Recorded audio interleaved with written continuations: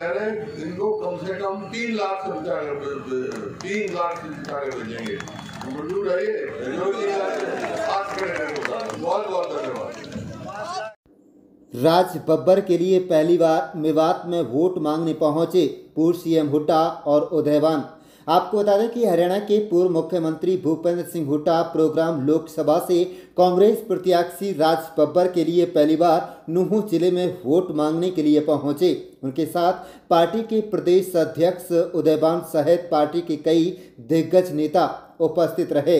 पूर्व सीएम भूपेंद्र सिंह हुड्डा, कांग्रेस प्रदेश अध्यक्ष उदयवान, कांग्रेस प्रत्याशी राज बब्बर, सीएलपी उपनेता आफ्ताब अहमद, विधायक मामन खान इंजीनियर, विधायक मोहम्मद इलियास, कार्यकारी अध्यक्ष जितेंद्र भारद्वाज सहित तमाम कांग्रेस नेताओं का नूंह विधानसभा के बड़े गांव इंड्री में भव्य स्वागत किया गया। पूर्व सरपंच कमल इंड्री ने कांग्रेस ज्वाइन की और मुकेश कुमार नगर पार्षद सोहना, धर्मेंद्र पूर्व सरपंच बारोटा इत्यादि दर्जनों कार्यकर्ताओं ने पार्टी को ज्वाइन किया है। सीएलपी उपनेता विधायक आफ्ताब अहमद ने कहा है कि राज बब्बर के समर्थन में जननायक अपने चहेते पूर्व सीएम भूपेंद्र सिंह हुड्डा पहली बार आए हैं। उनके साथ पार्टी प्रदेश अध्यक्ष उदयवान जी, जिनके नेतृत्व में पार्टी दिन प्रतिदिन मजबूत हो रही है। राज बब्बर को भारी जन समर्थन मिल रहा है। भाजपा सरकार का दोहरा चरित्र सामने आ चुका है। हर वर्ग परेशान है। हुड्डा साहब से उम्मीद करता हूं कि 10 सालों में जो विकास की रफ्तार मंद हुई है उसको प्याज सहित लौटाने का काम करेंगे।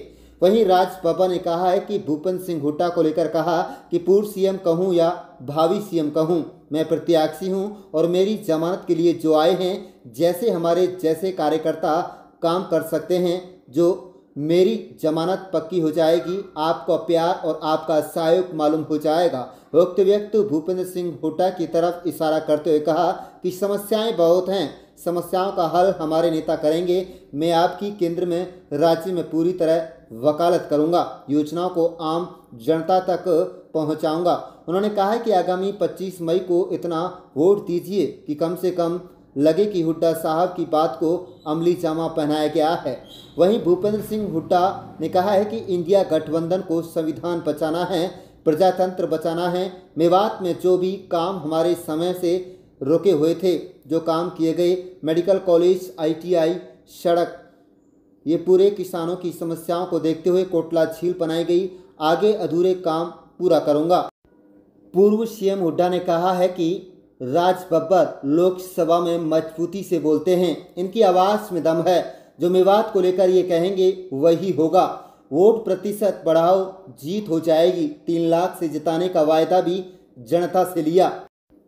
कांग्रेस पार्टी के प्रदेश अध्यक्ष उदयवान ने कहा है कि कांग्रेस पार्टी ने 5 बार की सांसद गुरुग्राम उम्मीदवार राज बब्बर को चुनावी मैदान में उतारा है। उन्होंने कहा है कि 25 मई को चुनाव होगा, देश की दशा व दिशा तय करेगा। तानाशाही रहेगी या लोकतंत्र रहेगा। देश के अंदर अघोषित इमरजेंसी लगी हुई है। विपक्ष के नेताओं की आवाज़ को कुचला जा रहा है। अगर ये लोग सत्ता में आए तो संविधान को बदल देंगे। आप देख रहे हैं निवास से लियाकत अली रिपोर्ट। मैं सिर्फ आपके समक्ष अपील करने के लिए आया हूँ। मैं प्रत्याशी हूँ और प्रत्याशी के लिए जो जमानत के तौर पे आए हैं, जिनके वजूद से अगर हम जैसे कार्यकर्ता कुछ काम कर पाएंगे, तो मैं चाहता हूँ कि आज वो आपके सामने आके ये कह दें तो मेरी जमानत जो है पक्की हो जाएगी और आपका प्यार और आपकी मोहब्बत और आपकी शफकत मुझे मिल जाएगी। साथियों, मैं इतना बस कह सकता हूँ, यही कहने आया हूँ कि मैं आपके बीच का हूँ। आपके बीच में रहकर बस कर मैं काम करना चाहता हूँ। यहाँ की समस्याएं बहुत हैं, उन समस्याओं का हल, उन मसाइल का हल यहाँ पर बैठे हमारे नेता, तो यहाँ पर आफ्ताब अहमद साहब, विधायक मोहम्मद साहब, मामन खान साहब और हमारे छोटे भाई मेहताब साहब, तमाम यहाँ पर हमारे साथ में हैं। इनके साथ कंधे से शाना बशाना, कंधे से कंधा मिलाकर मैं यहाँ की तमाम मसाइल को, जो चंडीगढ़ की होंगी, वो आने वाली सरकार यहाँ बैठी हुई है, आने वाली सरकार के मुख्यमंत्री यहाँ बैठे हुए हैं। Congress party, Congress party. मैं आपकी बात इन तक भी ले जाऊंगा, आपकी बात आफ्ताब अहमद साहब भी ले जाऊंगा, मामून साहब के पास भी ले जाऊंगा, इलियास मोहम्मद साहब के पास भी ले जाऊंगा। मैं आपके बीच की कड़ी बनकर दिल्ली से भी आपके लिए सामान लेकर आऊंगा, आपके लिए मफाद की चीजें, आपके लिए योजनाएं।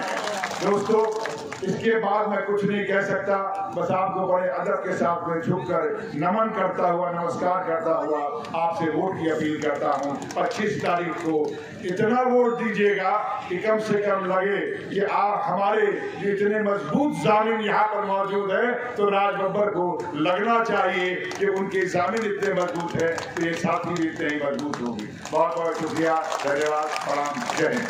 बात करें तो आप देख सकते हैं किस तरह का हाल इस प्रदेश में हुआ पड़ा है। और भ्रष्टाचार की जब बात करते हैं, हुड्डा साहब आज करोड़ों रुपए पब्लिक सर्विस कमीशन के दफ्तरों में रिश्वत के नाम पे और नौकरी के नाम पे हैं, लेकिन जब बात करते हैं यहाँ भी बिना पैसों के कोई काम यहाँ जो है अधिकारी और जो कर्मचारी जो हैं वो और यहाँ के जो लोग हैं उनको बड़ा को भोजन झेलना पड़ रहा है। ये इंतजार कर रहे हैं आपके नेतृत्व में। हरियाणा में जिस तरीके से 10 वर्षों में आपने इलाके का खासतौर पे हमारे नूह जिले का, मेवात जिले का, देखिए बहुत देर हो गई, बातें सारी जो आज लोकसभा के इलेक्शन में केंद्र में हालात हो रहे हैं, ये सब गठबंधन बना इंडिया नाम से। क्यों बना है? संविधान बचाना है, और संविधान बचेगा तो प्रजातंत्र बचेगी, प्रजातंत्र बचेंगे तो तुम्हारे अधिकार बचेंगे। तो ये कांग्रेस फिर क्या करेगी? उदयभान जी ने तफसील में बता दिया, राहुल गांधी जी जो मैनिफेस्टो दिया सारा इन्होंने बता दिया। हर वर्ग के लिए, किसान, महिला, युवा, सबके लिए, गरीब आदमी मिलता है। आज सवाल है मेवात में जो भी हमारे समय में जो भी काम कहा हमने किया, पूरा प्रयास किया, मेडिकल कॉलेज से लेके पॉलिटेक्निक, यूनिवर्सिटी, उर्दू यूनिवर्सिटी, मतलब जो भी था, बहुत सारे सड़कें नहरें, और हमने प्रयास किया मेवात नहर से खोद के यहाँ से पानी लाने का भी, लेकिन गवर्नमेंट बदल गई। तो मैं समझता हूँ यार, किसानों की समस्याएं भी समझता हूँ, मैं स्वयं एक किसान का बेटा हूँ, समझता हूँ। तो उनको हमने कोटला जेल का वो किया, लेकिन बहुत सारे काम रह भी गए।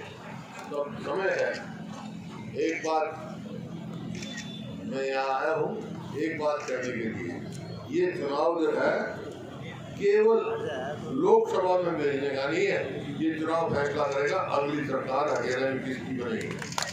अगर राजबब्बर को आपको वोटों से जिता के भेजोगे तो अगली सरकार कांग्रेस की बनेगी। सारे हो गया, सारे घूम गया, छत्तीसगढ़ आदमी ने ये मन बना लिया है कि आने वाली सरकार कांग्रेस की होगी। तो आप पूछ सकते हैं आपसे, कांग्रेस की सरकार बनेगी तो आप क्या करोगे? 5 6 मोटे फैसले हैं जो हमने कर दिए हैं, तो हमारी सरकार बनने पे होगी। एक तो ये होगा, कांग्रेस की सरकार बनेगी तो अपने बुजुर्ग की पेंशन 6,000 रुपए महीने में,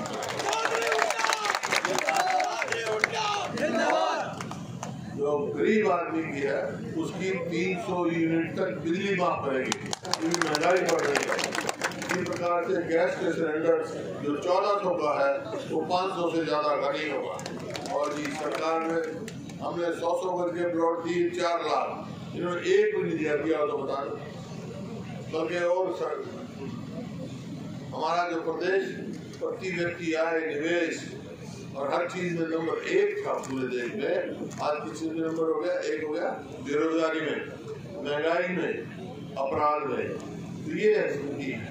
तो बेरोजगारी में हो गया क्योंकि पक्की नौकरी लगाई नहीं, एक रोजगार निगम बना दिया, भ्रष्टाचार का अड्डा, कच्ची नौकरी, ना पेंशन, ना मेरिट, ना पेंशन, वो उसकी रिजर्वेशन वो लगा दिया। तो उसका नतीजा हुआ 2 लाख नौकरियां पक्की खाली है हरियाणा में। हमारी सरकार बनेगी तो 1 साल के अंदर 2 लाख जो खाली है नौकरियां वो बढ़ेगा। इसी प्रकार से कर्मचारियों का ओल्ड पेंशन स्कीम लागू करेंगे, खिलाड़ियों के लिए जो आप पदक लाओ, पद पाओ, जो नीति थी वो कर लागू करेंगे। और जो कानून व्यवस्था है जो बिल्कुल चरमरा गई है, मैं मेवात के सभी प्रणाम करता हूँ, सलाम करता हूँ कि जो भाईचारे का उदाहरण इन्हें दिया है हिंदुस्तान में उनको देंगे।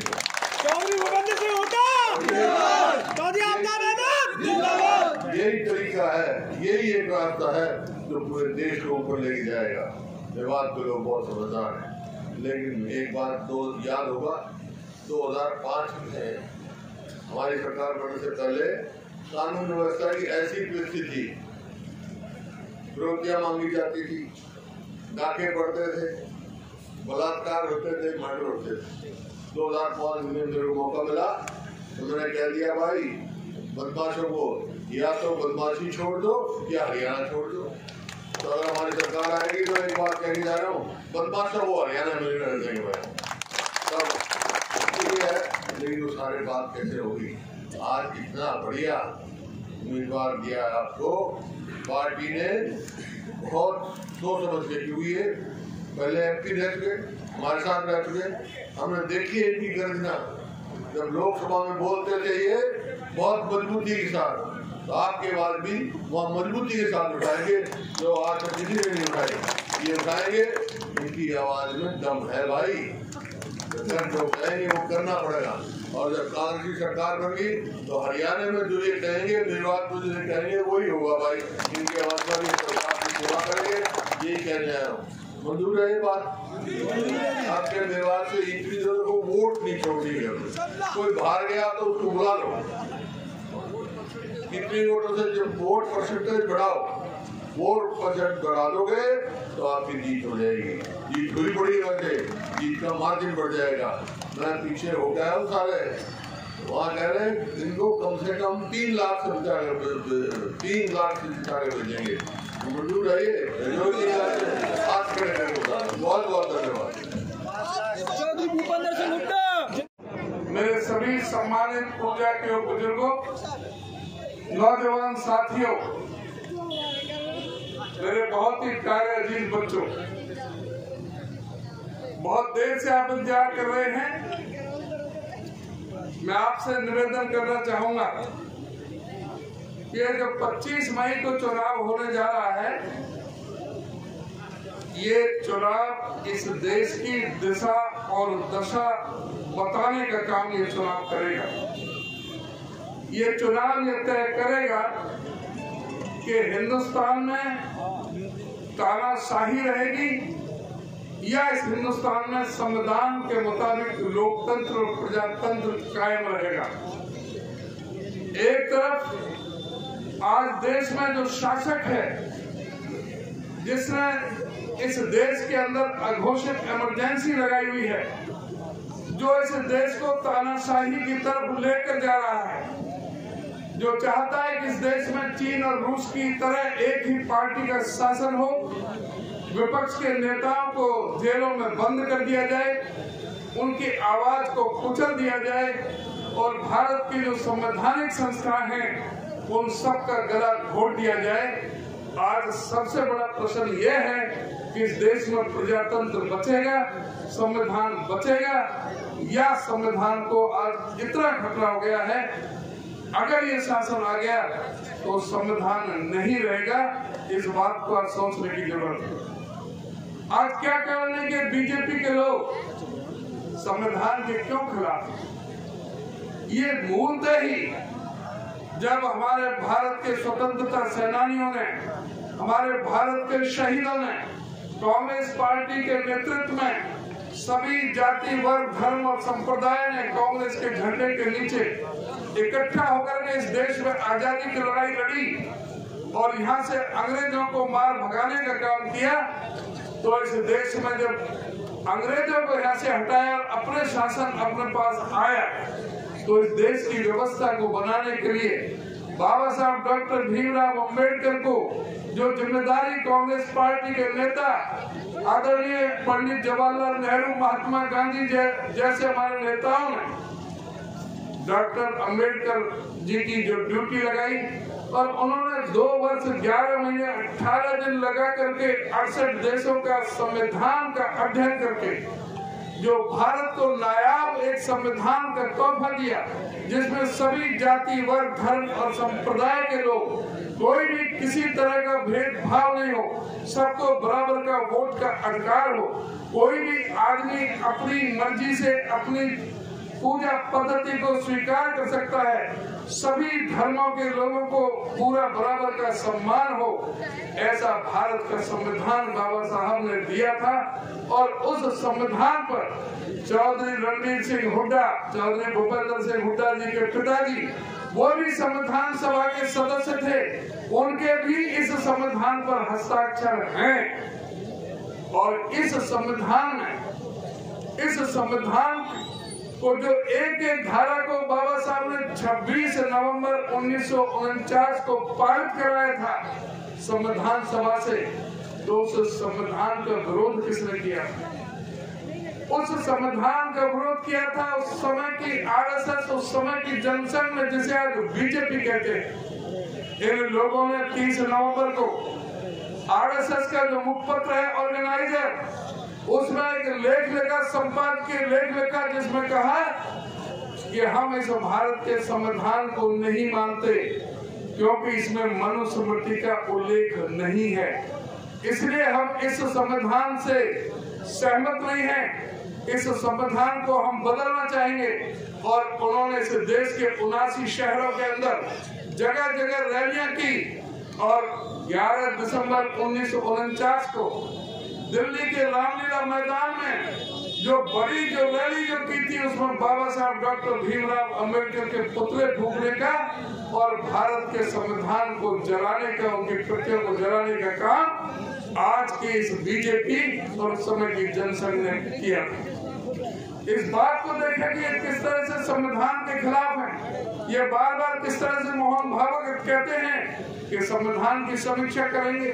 क्या कारण हुआ कि जो 2 अप्रैल 2018 को हमारे कितने ही नौजवानों को गोलियों से भून दिया गया, कितने ही नौजवान जो है आज भी मुकदमे झेल रहे हैं। आज इस बात को देखने की जरूरत है कि आज देश को, प्रजातंत्र को बचाने की जरूरत है। मैं कहना चाहूंगा आपको, जी मीडिया, जिसको गोदी मीडिया कहते हैं, उसका कौन है हेड? सुभाष चंद्रा। मैं 3 दिन पहले उनका बयान देख रहा था टेलीविजन पर। आज मीडिया भी बदलाव होने लगा है, देख के चाल, जनता का जो रुख देख करके। सुभाष चंद्रा जी ने कहा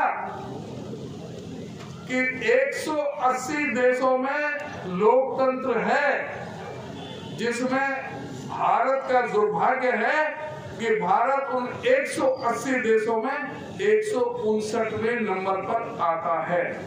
इसका मतलब है कि भारत में लोकतंत्र को, प्रजातंत्र को बहुत बड़ा खतरा है। और सुभाष चंद्रा ने जो अपना सबसे बड़ा जो सीईओ था उसको बाहर कर दिया जी न्यूज से, और जो सबसे बड़ा एंकर था दीपक चौरसिया, उसको भी बाहर कर दिया। तो ये इस बात का सबूत है कि मीडिया में भी अब बदलाव शुरू हो गया है। अब आप लोगों ने देखना है, आप लोगों ने देखना है कि किस तरह से प्रधानमंत्री, जो हमारे कहते हैं ना कि बुढ़ा सठिया गया, इस तरह की भाषा इस्तेमाल होती है। प्रधानमंत्री कहते हैं कांग्रेस का राज आ गया, तो ये बाजरे के अंदर रखा होगा मंगलसूत्र, कई टीन में, कलस्तर में या कई मटका में, तो उसका एक्सरे खींच लेंगे और उस मंगलसूत्र को छीन के मुसलमान को दे देंगे। किसी पे 2 भैंस होगी तो 1 भैंस कांग्रेस छीन लेगी और मुसलमानों को दे देगी। किसी पे 2 घर होंगे तो 1 घर कांग्रेस छीन लेगी।